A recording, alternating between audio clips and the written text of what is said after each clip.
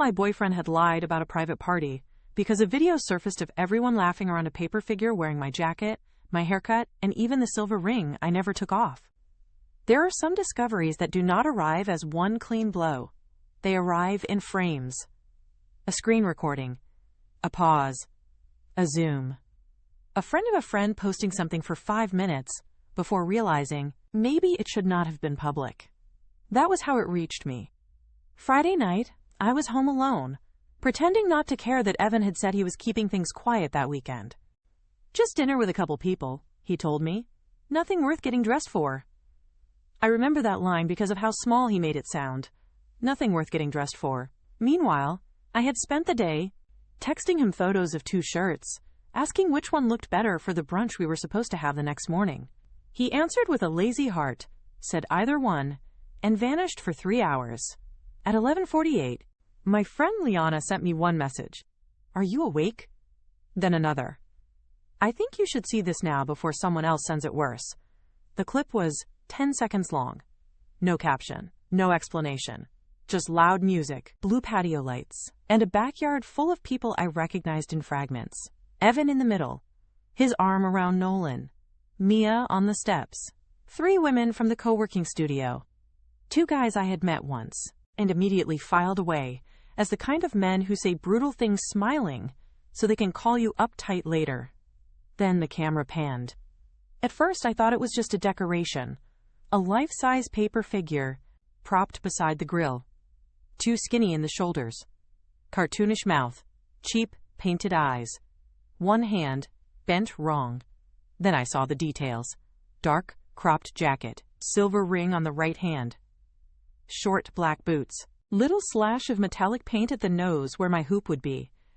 Someone had written one phrase across the chest in looping marker. Always watching. And everybody around it was laughing with the easy comfort of people enjoying a joke that had already been explained. Not shocked laughter. Not confused laughter. Familiar laughter. The kind that tells you this did not happen by accident. Liana called right after. I answered, then said nothing. She said, "I'm sorry. I didn't know if you knew about the party. I didn't think you did." I asked, "How long has that been up?" She hesitated, which is never a good sign. From what I heard, it was part of the whole night. Part of the whole night. That was the phrase that kept scraping at me. Not one bad minute. Not one drunk impulse. Not one cruel photo. Part of the whole night. I watched the clip again. Then again. Then paused it where Evan leaned toward the figure, said something I could not hear, and the whole circle exploded. My body knew before my mind did. Not what every joke had been. Not every word. Not the full script. Just the shape of it. The room had already agreed who I was inside that yard. Not his girlfriend. Not someone absent. Not even a real person. A prop. I texted Evan, "How was your quiet dinner?" 3 dots appeared, disappeared, appeared again. Fine. Why? I stared at that single word. Fine. The strange arrogance of a lie told casually while the evidence is still warm. I sent the clip. No message. Just the clip. This time, he called immediately. His voice came in too fast. Too bright. "Babe, that is not what it looks like." Nobody says that when something looks innocent. I asked, "What exactly does it look like to you?" He exhaled hard. The performance pause. The one people use when they want credit for dealing with your reaction instead of dealing with what they did. "It was Nolan's theme thing," he said. "You know how he is. He makes weird props for parties. It wasn't about you." I looked again at the silver ring, the jacket, the painted nose hoop, and that stupid phrase across the chest. Always watching. A line Evan had used on me before, when I asked why he always acted different around certain friends. A line he said jokingly, when he wanted to make me sound intense for noticing a shift in tone. I said, "Then why does it have my clothes, my ring, and your favorite insult for me written on it?" Silence. Then, "Okay, people exaggerated some things, but it was not malicious. It was just one of those bits that grew legs." That sentence told me more than the first lie did. Because now, he was not denying the object. He was downgrading the intent. Not cruel, just a bit. Not humiliation, just momentum. Not a choice. just the way the night went. I asked whether he told them to make it. He said no.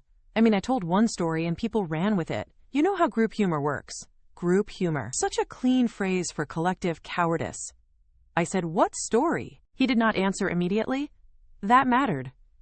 People answer fast when the truth helps them. Slow when they are choosing which version might leave them one bridge home. Finally, he said, I told them you check in a lot, that sometimes it feels like I need to report my whereabouts. They made it into a joke. I didn't think it would get weird. I almost thanked him for the honesty before I realized how low the bar had fallen. He had taken something private, flattened it into a caricature, and handed it to a group that already liked the sport of making women sound difficult. Then he watched them build it. Maybe not with glue, maybe not with scissors, but with permission. That is how a lot of humiliation gets made. Not by one mastermind, by one person deciding he has nothing to lose by letting everyone else join in. I asked the only question left. Did you tell them not to do it? He waited too long again, then said, I said it was a lot. Not no, not I shut it down. Not I left, not I was embarrassed. Just, I said it was a lot. The kind of sentence someone uses when they want partial credit for a boundary they never actually held. I could hear music behind him. Doors. Voices. Someone shouting from far away. He was still there, still at the house, still inside the atmosphere that had turned me into entertainment. I said, you lied about the party. You lied when I asked, and now you want me to believe this just sort of happened to you. His tone changed then, less pleading, more irritated. You are making this bigger than it was, he said. It was stupid, yes, but it was not some hate crime. Nobody thought you'd actually see it. There it was. The part that always reveals everything. Not remorse. Exposure management. Nobody thought you'd actually see it. As if privacy, not contempt, were the only failed condition. I said, that might be the worst thing you've said tonight. He muttered, come on, don't do this over one dumb party. One dumb party. People always reach for scale when they are trying to escape meaning. As if the number of guests shrinks the betrayal. As if music can soften intention. As if cruelty becomes unserious when there is cake nearby. I told him we were not having brunch tomorrow. He said, seriously? I said, you let a room full of people practice disrespecting me and now you're surprised I don't want pancakes. He hung up. Not me, him. Which somehow hurt more. Because even then, he still wanted control of how the moment ended. I barely slept. Not because I was confused. Because I was rearranging years through a new lens. All the times he called me observant, like it was almost a compliment. All the times his friends smirked when I challenged one of their jokes. All the times he told me, they like you, they just mess with everybody. Maybe, but people do not build a whole night around somebody they respect. By morning, I had decided I was done explaining my pain in language, kind enough for him to stay comfortable inside it. Then he made it worse. At 9:12, I got another video. This one from an unknown number. 7 seconds. No text. Evan on a porch, kissing Sadie, who had smiled at me 2 weeks earlier and asked where I bought my boots. Behind them, someone laughed and said, now send that one. I watched it once, then put my phone face down on the table. Oddly, that second clip did not shock me as much. Because cheating, for all its damage, is still legible. You can point to it. Name it. Show it to somebody else, without having to explain why it made your skin feel cold. But humiliation is slipperier. Humiliation forces you to defend the validity of your own wound, while the people who caused it hide inside words like joke, bit, and overreaction. That is why the party mattered. More than the porch. More than the kiss. More than whether he had crossed one line or three. The party told me what atmosphere he was willing to live in. One where I could be reduced, designed, explained, and laughed at, then handed back to myself as if I should be flattered for being memorable enough to inspire a prop. I did not call him again. I packed the cardigan. I kept it his apartment, asked Liana to pick up the books I had lent him, blocked the unknown number.